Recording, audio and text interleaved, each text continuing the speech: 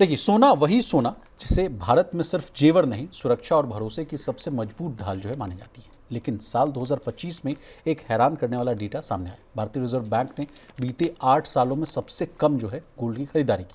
अब सवाल ये उठता है कि जब दुनिया भर के सेंट्रल बैंक धड़ाधड़ जो है सोना खरीद रहे थे, सोने की कीमतें रिकॉर्ड ऊंचाई पर है और देखिए वैश्विक हालात जो है अनिश्चित बने हुए हैं, यानी अनसर्टेनिटीज एट इट्स कोर है, तो फिर आरबीआई ने अचानक ब्रेक क्यों लगा दिया है? तो प्रवीण सर, ये भी एक बड़ी रोचक कहानी है। हालांकि आप गोल्ड और सिल्वर की कीमतों की बात की जाए तो उसका भी डेटा आज हमारे पास है। आज सोना पहली बार जो है 1.5 लाख के पार जाता हुआ दिख रहा है।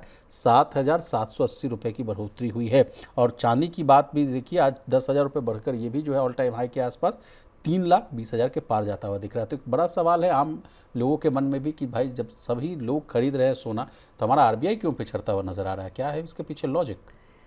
ने देखिए, आरबीआई का गोल्ड खरीदारी, आरबीआई अच्छी खासी पिछले कुछ वर्षों में अगर आप देख लेंगे तो लंबी चौड़ी खरीदारी आरबीआई ने गोल्ड की है।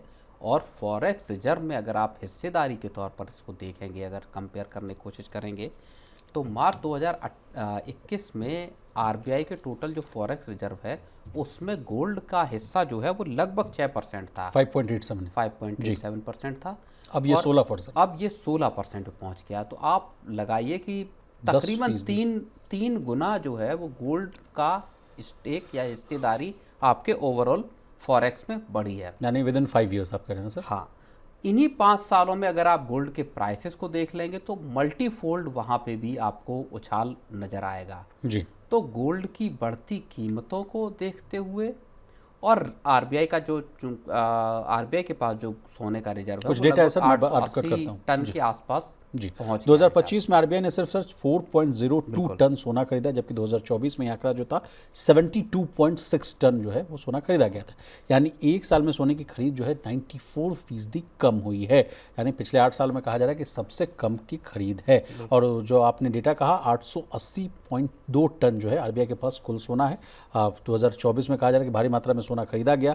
2025 में जो सोने की कीमत जो है बहुत तेज़ से बढ़ी, इसलिए सोने की वैल्यू बढ़ गई है, भले ही नई जो है खरीदारी कम हुई है। ये डेटा है सर। आरबीआई के विदेशी मुद्रा भंडार में सोने का हिस्सा कितना है ये भी हम आपको बता देते हैं। 2024 में सोने का जो हिस्सेदारी है वो करीब 10% है सर। 2025 में बढ़कर 16% के आसपास हो गया है। यानी 100 रुपये के विदेशी मुद्रा भंडार में 16 रुपये का सिर्फ जो है गोल्ड है सर। पिछले 5 सालों में भी कितना बदलाव आया वो आपने डेटा बता दिया, 6 और 2025 में ये 16% के आसपास।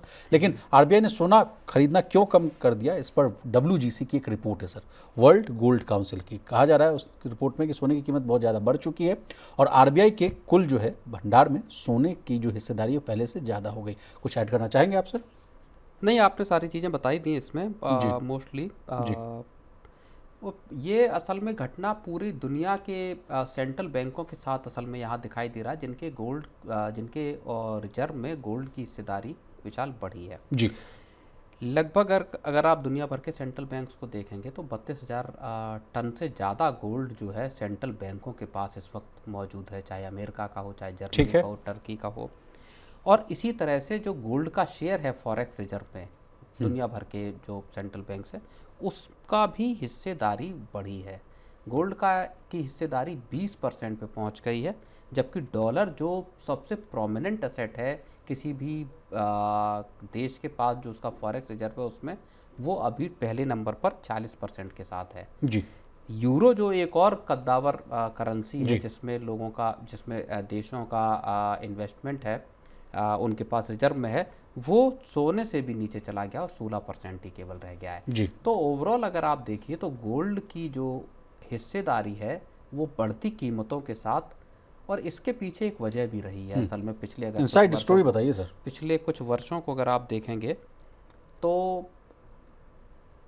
जो एक रिस्क से बचने की कोशिश तमाम सेंट्रल बैंक और तमाम देशों की, देखिए बैंकों को ऑपरेट कौन करते हैं, उनके देश, उनकी सरकारें ऑपरेट करती हैं। भले जितने भी सेंट्रल बैंक हैं उनको एक स्वायत्त संस्था माना जाता है, लेकिन अल्टीमेटली जो नेशनल इंटरेस्ट है उसके मुताबिक वो बैंक काम करते हैं। तो एक रिस्क अवर्जन की जो कोशिश है वो यहाँ पे सेंट्रल बैंकों की दिखाई दी है, जहाँ पे कि डॉलर की जिस कहानी की अभी हम बात कर रहे हैं कि साहब सीबीडीसी को लाकर आप एक तरह से डॉलर को बाईपास करना चाहते हैं, पूरी ट्रेड में डॉलर पर अपनी डिपेंडेंसी कम करना चाहते हैं। यही हाल गोल्ड की वजह के मामले में भी है।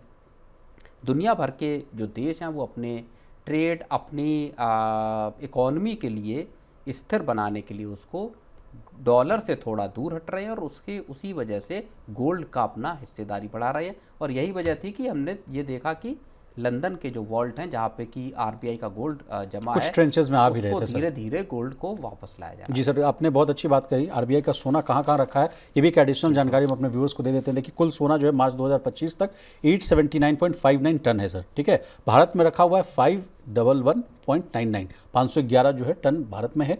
विदेशों में यानी बैंक ऑफ इंग्लैंड में जो है वो 348.62 टन है। और गोल्ड डिपॉजिट्स के रूप में जो है 18.98 टन जो है सोना, यानी पूरा सोना जो है सर भारत में नहीं है, कुछ जो है सुरक्षित विदेशी जो है तिजोरियों में भी रखा हुआ है। अब सर, ये तो कहानी हो गई आरबीआई और गोल्ड की। अब बिगर पिक्चर पर आपसे बात कर लेते हैं सर। जिस तरह से जो सोने और चांदी की कीमतों में आग लगी हुई है, उसके पीछे के कारणों को भी समझाइए। क्या कुछ कारणों में परिवर्तन आया है या नहीं? जो ग्रीनलैंड वाला जो मामला है, गोल्ड सिल्वर की कीमतों को लेके जितना अनसर्टनिटी है, जितनी इंडस्ट्रियल डिमांड है, रीजन वही है। मार्केट्स के हाल ख़राब हैं, चाहे भारत हो या बाकी के। अगर आप देख लीजिए भारत में और स्थितियां अगर आप देखेंगे, कंपेयर करेंगे तो थोड़ी सी मुश्किलें दिखाई देती हैं, क्योंकि अमेरिका के साथ एक तो ट्रेड डील नहीं हुई और बाकी दुनिया भर की डिमांड सप्लाई के जो इश्यूज़ हैं, वो तमाम चीज़ों को अगर आप देखेंगे तो गोल्ड वहाँ पे लोगों को एक सेफ हेवन के तौर पर दिखाई देता है। चाहे गोल्ड हो, और अब सिल्वर को भी उसी तरह से लोग देखने लगे हैं। सिल्वर की कहानी गोल्ड से भी ज़्यादा, अगर आप पिछले साल को देख लेंगे इस साल तक, तो सिल्वर की कहानी और ज़्यादा चौंकाने वाली है। एग्जैक्टली सर, 165-170% का जो है ग्रोथ देखने को मिल रहा है। अब पिछले साल तो कहा जा रहा था कि 70-80 हज़ार रुपये के आसपास हुआ करता था, अब अचानक से 2 लाख 3 लाख, तो 3 लाख के भी आंकड़े को हम लोग पार करते हुए नजर आ रहे हैं सर। बिगड़े हालात में कैसे बनेगी बात? जनता को चाहिए एक ही जवाब, क्या टैक्स का बोझ कम करेगी सरकार? टैरिफ का डर जब तक नहीं होगा पार, मुश्किल में रहेगा कारोबार। रिफॉर्म के एजेंडे से पीछे नहीं हटना है, लेकिन आगे क्या? सबका मिलेगा जवाब जब 1 फरवरी को पेश होगा देश का बजट। बजट 2026 का 360 डिग्री कवरेज सिर्फ मनी 9 पर। इकोनॉमी, शेयर बाजार और आपके इन्वेस्टमेंट पर क्या होगा असर, जानिए और समझिए हमारे साथ दिन भर।